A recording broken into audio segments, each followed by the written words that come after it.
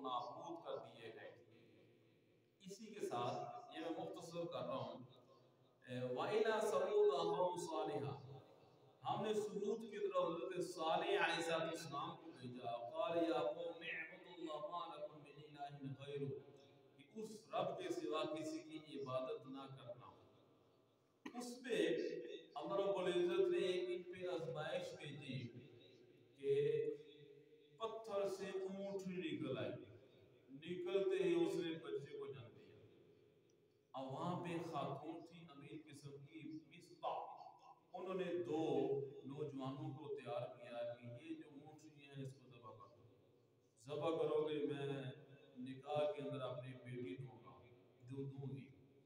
اس کی بیٹیاں خوبصورت تھی، لالچ میں آ کے انہوں نے اونٹنی کے اوپر اپنے ہاتھ کو بڑھایا، تو صالح علیہ السلام نے منع فرمایا کہ اللہ کی طرف سے آزمائش ہے، اس کو ہاتھ نہیں لگانا۔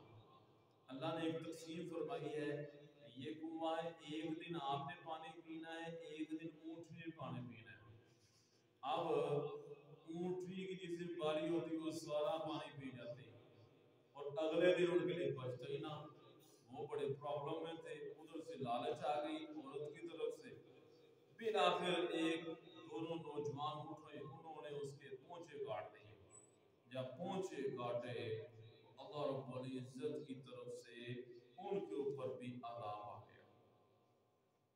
اللہ رب العزت نے حضرت صالح علیہ السلام نے فرمایا کہ 3 دن تک تم زندہ رہو گے، اس کے بعد تمہیں ختم کر دیا جائے گا۔